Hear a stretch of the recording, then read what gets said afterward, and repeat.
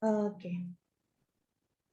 Okay. Peranan perniagaan terhadap ekonomi, 1, mewujudkan peluang pekerjaan, 2, meningkatkan pendapatan negara, 3, mewujudkan penempatan baru, 4, mewujudkan industri sokongan, okay. 5, menstabilkan harga barang apabila kuantiti diminta sama dengan kuantiti ditawar, dan yang keempat, meningkatkan kemudahan awam. Kemudahan awam contohnya seperti jalan raya, okay, jambatan. Jadi awam ialah orang ramai. Okey, awam ialah orang ramai. Seorang ramai dapat banyak kemudahan. Alright, seterusnya sambung yang berikutnya. Peranan perniagaan terhadap negara. Negara ni merujuk kepada kerajaan. Kalau dia tak guna word negara, dia guna word kerajaan. Tak faham atau laju sangat, beritahu cikgu. Okey? Cikgu hentikan. Oh, bagus. Cikgu nak tengok isi sebelah tajuk cikgu. Cikgu nak tengok isi sebelah tajuk cikgu. Mana isi sebelah tajuk? Mana isi sebelah tajuk? Mana? Ni. Yang ni ke? Yang ni ke Comel? Ni. Cepat. Ha. Ya cikgu. Ha, ni isi sebelah tajuk. Ha, ni. Yang ni, ni cikgu tambah lagi satu, okey. Meningkatkan kemudahan awam. Meningkatkan kemudahan awam. Okay. Macam last week cikgu beritahu pada kamu iaitu ekonomi ni mak dia, bisnes ni anak dia, boleh faham? Jadi kita pun kena tahu sikit lah berkenaan dengan benda tu. Bagusnya perniagaan kepada kerajaan. 1, dia memberi pendapatan kepada negara. Dia meningkatkan pendapatan negara. Macam mana? Dia ada bayar cukai. Ingat ya, cukai apa? Cukai syarikat. Berapa persen? 28%. Pada tahun berakhir 2020. Okey. Seterusnya. Cukai je ke dia bayar? Banyak benda dia bayar. Ni contoh lain. Dia bayar lesen. Semua perniagaan ada lesen lah, boleh nampak tak? Semua perniagaan yang ada premis tetap. Maka dia akan bayar lesen. Tak kira sama ada dia perniagaan tunggal ke, tunggal ni satu. Iaitu satu pemilik. Mana boleh you cakap, cikgu tahu tak, saya anak tunggal tahu. Tapi ini adik saya 8 orang. Nombok ni, boleh faham? Kalau dah tunggal, mana ada adik lagi? Dia one and only. Maka dia ada premis tetap, okey, maka dia kena bayar cukai lesen. Entah tak cikgu, dia ialah syarikat perkongsian. Boleh pun kena bayar juga cukai perniagaan, lesen perniagaan. Dan dia perniagaan sendian berat, kena, dia ada lesen dia. Kemudian dia perniagaan berat lagi lah, kena bayar lesen dia lagi mahal. Boleh ikut tak? Cikgu, kalau dia tak ada premis tetap, ada tak bisnes tapi tak ada ke tempat yang dia tetap? Dia boleh gerak sini, gerak sana. Ada tak?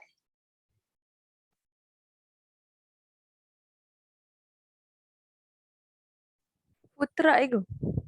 Food truck. Boleh. Food truck tu kita tak panggil dia food truck. Food truck tu kamu orang moden panggil dia food truck. Dia nama dia ialah penjaja tu. Dulu-dulu dia tak bawa truk, dia bawa dalam bakul je. Nasi lemak. Nah, nanti dia jalan, nanti gue panggil dia.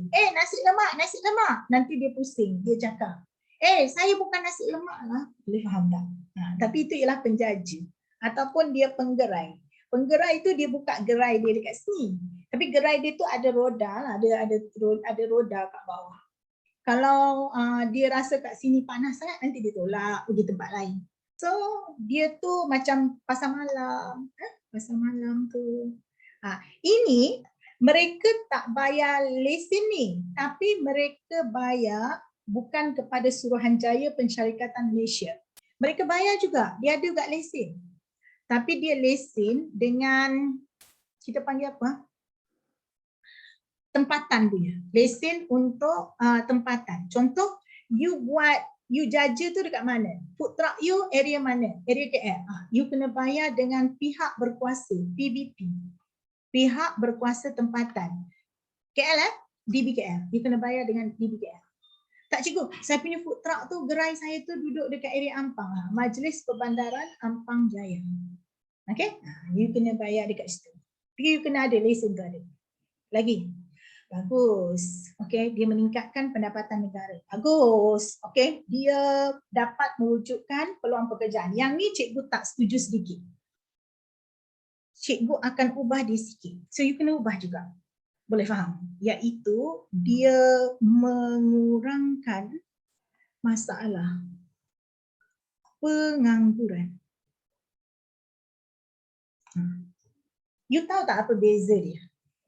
You tahu tak apa beza dia, Comel? You tengok baik-baik ya. Macam ni cikgu cerita.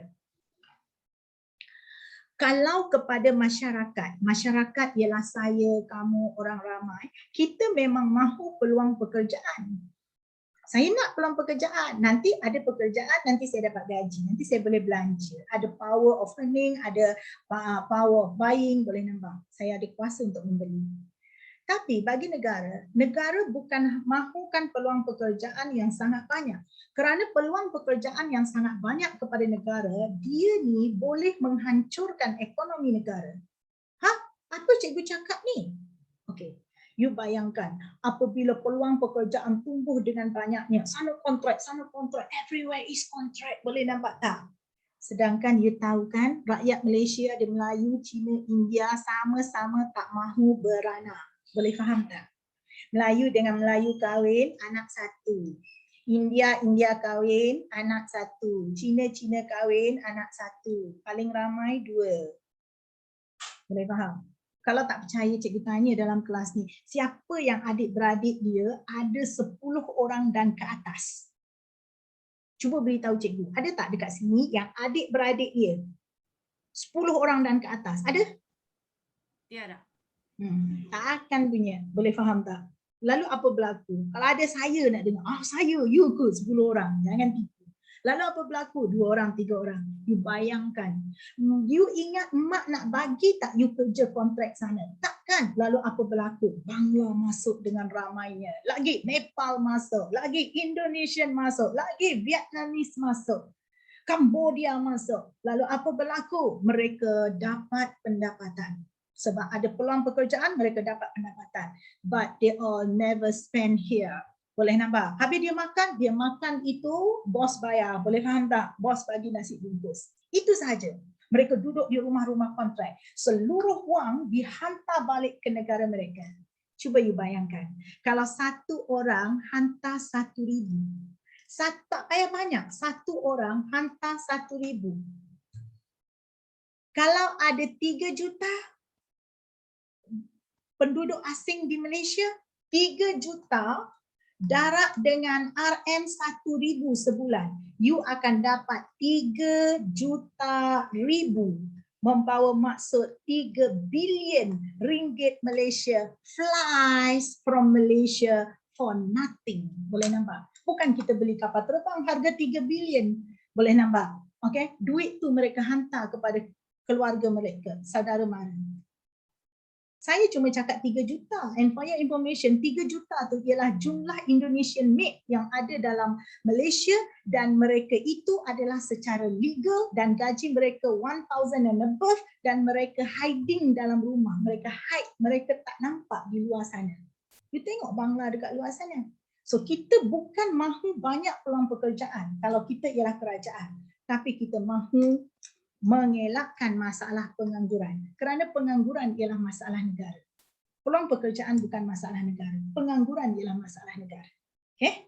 Jadi kita tak nak rakyat Malaysia menganggur. Perniagaan yang berkembang akan memerlukan tenaga buruh yang ramai dan dapat mengurangkan masalah pengangguran. So kalau saya ubahlah.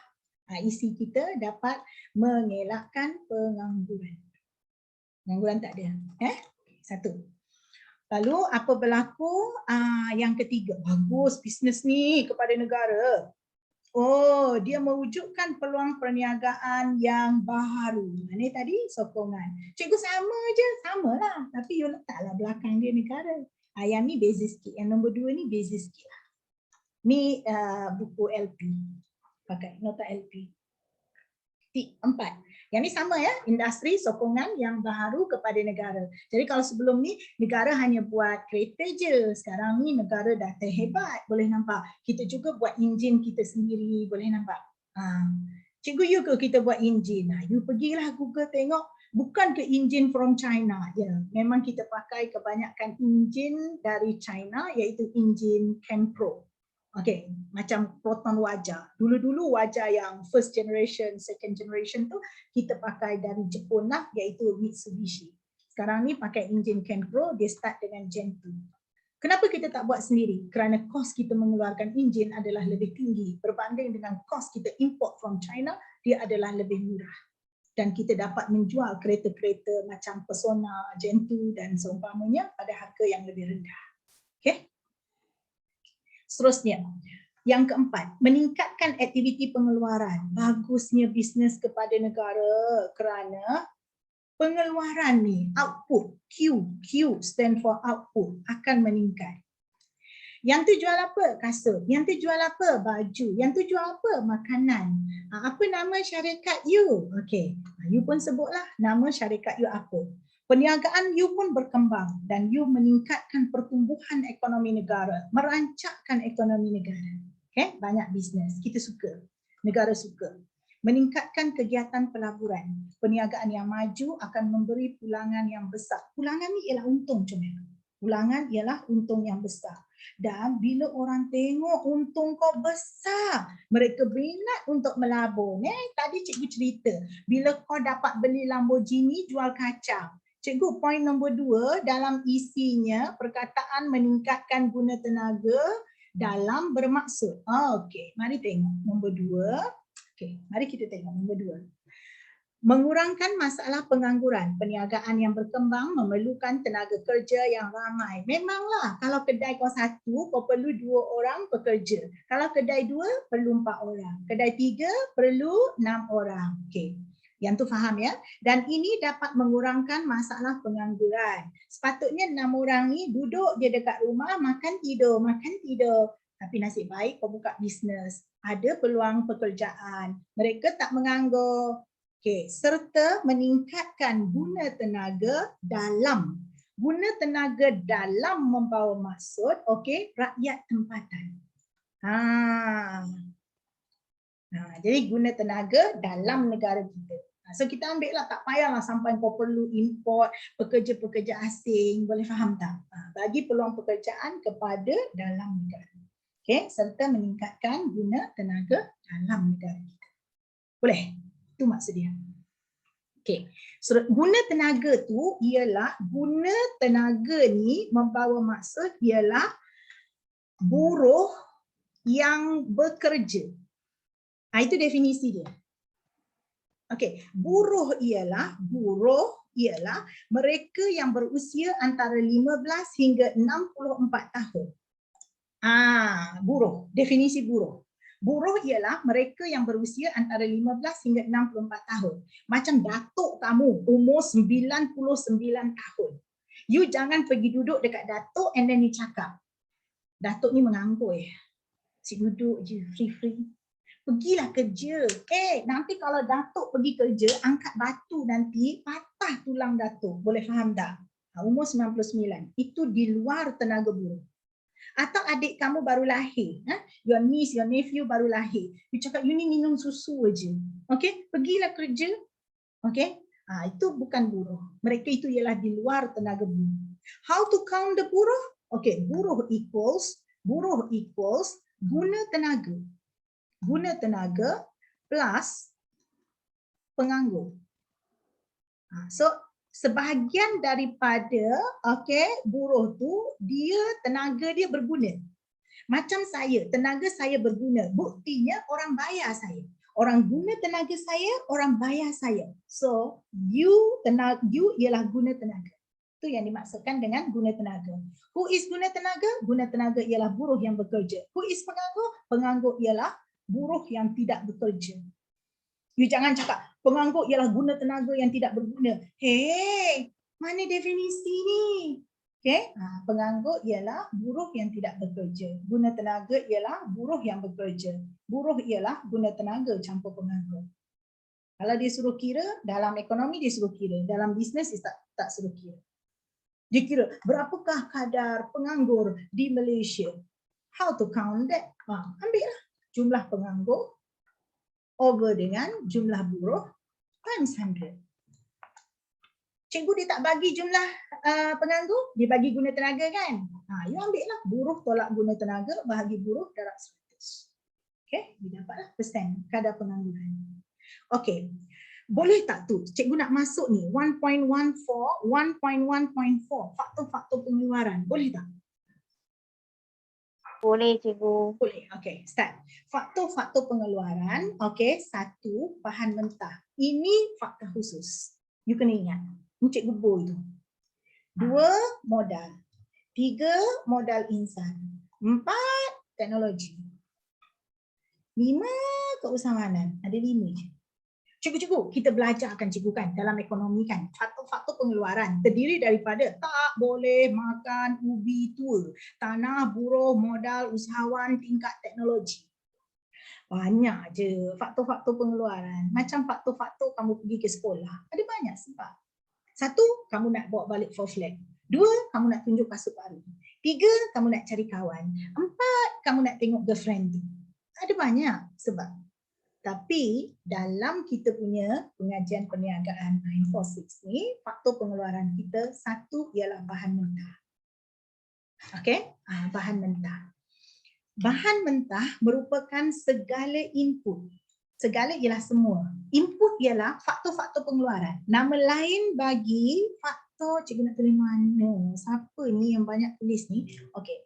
Kata lain bagi faktor-faktor pengeluaran ialah input-input. Input-input. Kata lainnya ialah sumber-sumber pengeluaran. Sumber-sumber pengeluaran, faktor-faktor pengeluaran, input-input. Sama macam mana? Okey? Sama. Macam mak, mami, mama, amma, sama. Okey. Semua input yang digunakan dalam proses pengeluaran ini ialah bahan mentah. Contoh, kau buat apa bisnes kau? Saya buat perabot teacher. Okey, bahan mentah kau ialah kayu balak. Nak buat apa? Furniture. Furniture tu ialah perabot. Ejaan perabot, bukan perabot. Boleh nampak? Perabot. Kau buat bisnes apa? Roti, teacher, roti. Apa bahan mentah kau? Gandum. Boleh nampak tak? Kau buat bisnes apa, Mani? Saya buat ni. Saya buat bisnes kacang. Boleh nampak tak? Habis-habis dengan kacang dia. Habis apa bahan mentah kau? Bahan mentah saya minyak masak. Okey, sebab saya kena goreng kacang tu. Boleh nampak? Kacang, boleh nampak? Kacang lagi garam, boleh nampak? So this is what we call input. So bahan mentah adalah merupakan segala input yang digunakan dalam proses pengeluaran. So ini ialah definisi. Contoh bahan mentah bagi industri perabot ialah kayu balak. Contoh bahan mentah dalam penghilangan roti ialah gandum. Boleh bahan mentah? Faham cikgu. Faham, okey. Modal. Faktor pengeluaran yang kedua. Maksudnya sekarang kalau nak buat bisnes ya, macam ya.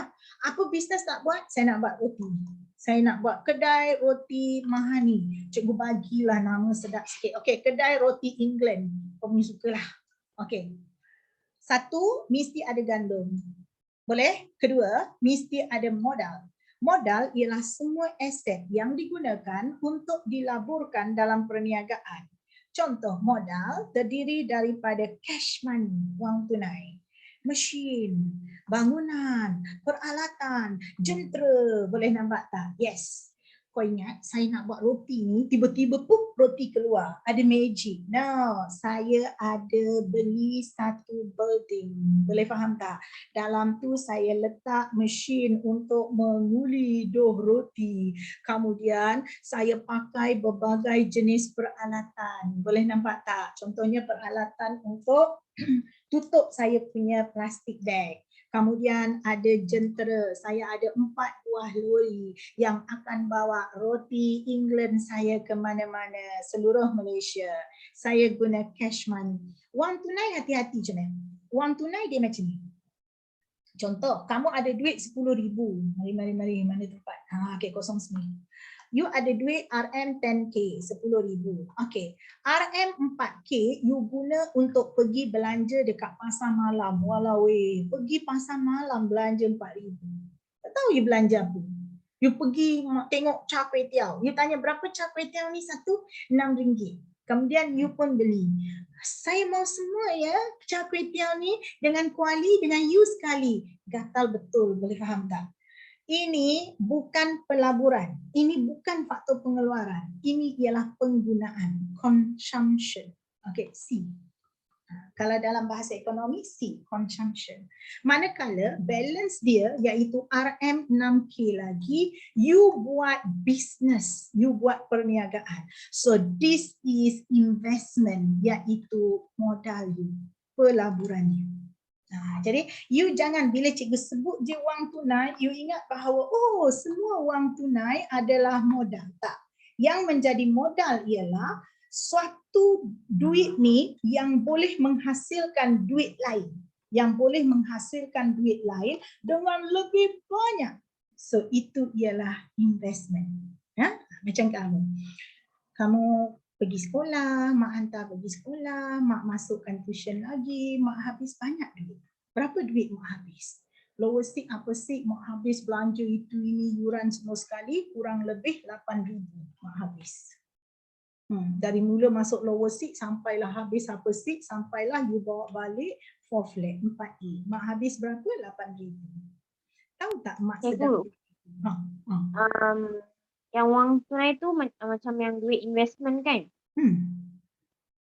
Betul? Kalau Okay, yang you invest tu modal. Kalau you guna untuk makan-makan je, belanja-belanja je, itu penggunaan, consumption. Okay, cikgu. Okay. Cuba you tengok apa berlaku, consumption. Okay. Kalau 8,000 mak belanja, boleh nampak, you dapat 4 flat. Kemudian you masuk Universiti Melaya, contohnya. Boleh nampak tak? Bayaran yuran sangat murah. Berbanding dengan you cakap dengan mak you, saya nak iPhone. Boleh nampak? Mak beli. Tak tahulah iPhone berapa lah, boleh nampak. Cikgu iPhone sekarang iPhone 15, saya iPhone 15 contohnya. Berapa? 8,000. 8,000, boleh faham tak? You dapat apa? You dapat iPhone sahaja. Boleh nampak? Result apa? Result biasa-biasa. Mak kena hantar pula ke college yang lebih mahal. So mak habiskan duit yang lagi banyak. So mengapa ni? Ini ialah investment. Iaitu mak mahu untung yang lebih besar pada masa yang akan datang. Sama macam kalau kita buat bisnes. Kita mahu untung yang lebih besar pada masa yang akan datang. That's why kita kena guna modal. Modal kecil nanti untung you sikit. You jangan ajar saya, cikgu tahu tak, ada kawan saya kan cikgu, dia hanya beli itu mak piau cikgu. Hanya berapa ringgit dia beli mak piau, 10 ringgit, itu judi kuda punya, dia dapat cikgu 3 juta. Masalahnya dia seorang je. Yang orang lain rugi berjuta-juta tu you tak cerita, boleh faham? Itu tak boleh. Itu bukan investment. Bahan mentah. 1, bahan mentah. Faktor pengeluaran kita. 2, modal. 3, modal insan. Kita pakai modal insan. Buruh tahu buruh. Buruh tahu buruh. Modal, also modal. Tapi insan. Insan ni ialah perkataan yang paling lembut for manusia. Dia macam dalam bahasa ni dia ada bahasa yang lembut, bahasa yang biasa, bahasa kasar. Macam bahasa kasar. Ini bini saya lah. Bini kasar. Biasa, bahasa biasa. Itu ialah isteri saya. Boleh nampak tak? Bahasa biasa, lembut. Oh, dia ialah orang rumah saya. Boleh nampak tak? Orang rumah, isteri. Macam kalau bahasa Cantonese pun sama. Lopo, lokong, tai, boleh nampak tak? Mana satu dipakai? Jadi sama. Modal insan merujuk kepada buruh. Segala usaha kepakaran atau kemahiran yang disumbangkan oleh individu dalam proses pengeluaran. Cikgu, saya tak nak bagi ni. Cikgu ekonomi saya ajar macam ni. Modal insan ialah seseorang yang menyumbangkan tenaga fizikal dan tenaga mental di dalam ekonomi. Kan? Boleh faham tak? Jadi, apa itu buruh? Buruh ialah orang yang menyumbangkan tenaga fizikal. You tengok, dia jumpa sampah, dia sapu. So, dia guna tenaga fizikal. Atau guru menggunakan tenaga mental dalam ekonomi. Kalau you sumbangkan dalam sosial, you tak dapat duit lah. Contoh you tolong mangsa-mangsa banjir, itu ialah sosial, tak boleh. Dia terdiri daripada pekerja mahir. Pekerja mahir ni yang ada degree atau dia ada pengalaman. Okey, pengalaman dia lebih daripada 5 tahun. Itu ialah pekerja mahir. Boleh faham tak? Contoh doktor. Sebut je doktor, mesti pekerja mahir. Lawyer, peguam. Itu ialah pekerja mahir. Separa mahir ni, dia pendidikan dia sampai sekolah je. Contohnya kerani. Contohnya jururawat. Jadi biasanya mereka ni ialah pembantu kepada buruh mahir. Jadi pembantu kepada doktor, nama dia nurse, jururawat. Pembantu kepada lawyer ni iaitu kerani. Okey, clerk. Atau pekerja tidak mahir. Pekerja tidak mahir juga pekerja tidak terlatih. Iaitu mereka tak ada pengalaman dan mereka juga tak ada pendidikan. Contohnya seperti tukang sapu. Dia jumpa sampah, dia sapu je. Dia tak payah fikir. Ini sampah organik, mudah untuk diuraikan. Ini sampah bukan organik, sukar untuk diuraikan. No ni. Jumpa sampah, sapu. Okay, so kita dah pakai 3 faktor pengeluaran. 1, bahan mentah. Ingat bahan mentah, segala jenis input yang kita perlukan dalam proses pengeluaran. 2, modal, segala jenis aset yang dilaburkan dalam perniagaan untuk mendapat untung yang lebih besar. 3, modal insan, iaitu segala kepakaran ataupun seseorang individu yang menyumbangkan tenaga fizikal dan tenaga mental dalam ekonomi. Modal insan terdiri daripada buruh mahir, buruh separa mahir dan buruh tidak mahir. Separa tu ialah half. Okay? Kemudian yang keempat, teknologi. Tingkat teknologi, kalau dalam bisnes ni disebut tingkat teknologi. Teknologi adalah merupakan satu kaedah, satu cara atau tools, peralatan yang digunakan oleh individu untuk melakukan suatu kerja ataupun suatu tugas dengan baik. Contoh, penggunaan telefon pintar. Telefon, handphone. Memudahkan peniaga berkomunikasi dengan pemborong, dengan pengguna dan sebagainya. So itu ialah teknologi. Sebaik ada teknologi sekarang. You tengok, dulu-dulu telefon hanya boleh dengar je orang cakap. Kadang-kadang dia cakap ni kita hanya boleh dengar intonasi suara. Contoh macam ni.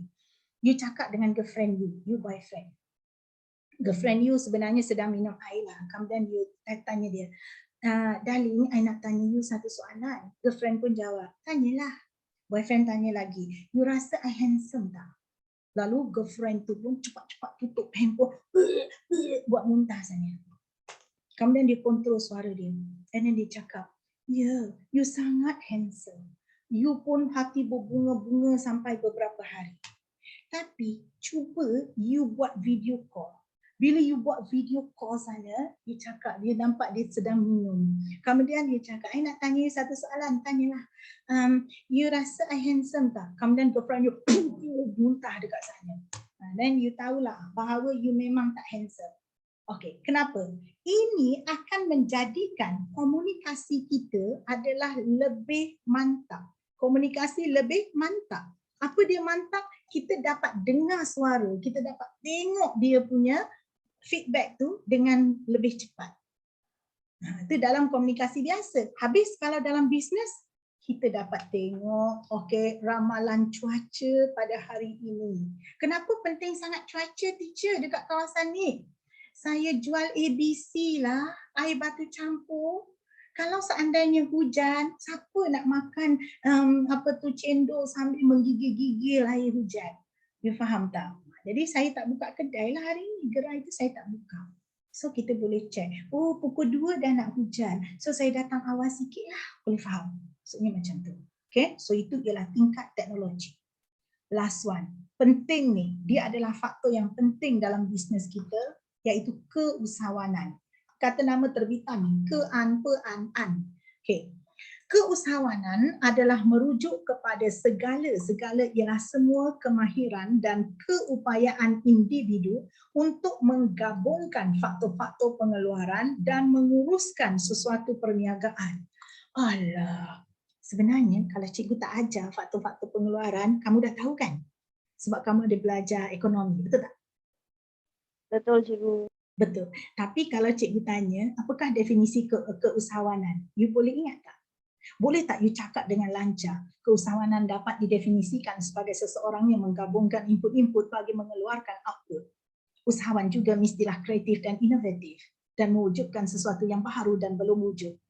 Boleh tak you cakap macam tu? Boleh cikgu. Okay, very good. Kalau you cakap boleh, maksudnya, okay, you punya cikgu ekonomi dah ajar dengan baik. So ini dia, keusahawanan. Okay, iaitu dia menggabungkan faktor-faktor pengeluaran. Ini ialah bos. Keusahawanan, dia ialah usahawan. Dia ialah yang memulakan bisnes itu. Sebab tu dia kreatif. Dia cakap apa pula dia mulakan? Dia buka pusat tuition Kasturu. Kan dah ada banyak pusat tuition, yang ada tu ialah Kasturi, yang ada ialah Kastuno, yang ada ialah Kastunoni, Kasturu belum ada. Kasturu ialah first, dia yang buka. Dia gabungkan apa? Tanah. Mana tanah? Tanah tu building dia kan duduk atas tanah. Mana buruh? Ini buruh dia, kuli dia. Mana modal? Modal dia ialah whiteboard, aircon yang kita guna. Boleh nampak? Mana usahawan? Diri dia sendiri. Bila dia gabungkan input-input, dia keluarkan output. Apa output dia? Output dia ialah perkhidmatan tuition. Boleh faham tak? Jadi siapakah keusahawanan? Keusahawanan ialah keupayaan seseorang individu menggabungkan input-input, okay, dan menguruskan perniagaan mereka. Mereka ialah orang yang memiliki ciri-ciri inovatif. Inovatif iaitu ubah suai daripada yang lama menjadi lebih baik. Kreatif, mencipta sesuatu yang baharu dan belum wujud di dalam pasaran. Alright, habis faktor-faktor pengeluaran. So ingat kalau dia keluar dalam soalan panjang, dia banyaklah. Contoh dia tanya, terangkan faktor-faktor pengeluaran 10 markah. Kalau dia keluar dalam kajian kes, dia akan senaraikanlah berapa pekerja, boleh nampak. Jadi you kena cari modal insan dia siapa, boleh faham. Itu nanti kita belajar di bawah kajian kes. Okey, 1.1.5 sekarang kita nak masuk proses perniagaan. Okey, ada pertanyaan tak sebelum kita masuk proses perniagaan? Ada cikgu. Tak ada. Faham. Semua faham ya? Okey, semua faham dah okey. Proses perniagaan. Ingat ni semua orang bayar yuran, semua orang boleh tanya. Okey. Proses perniagaan. Ini definisi, kena ingat ni 2 markah. Soalan tanya, apakah proses perniagaan? Proses perniagaan ialah aktiviti tambah nilai, keyword dia, tambah nilai yang dijalankan dalam proses transformasi. Transformasi itu iaitu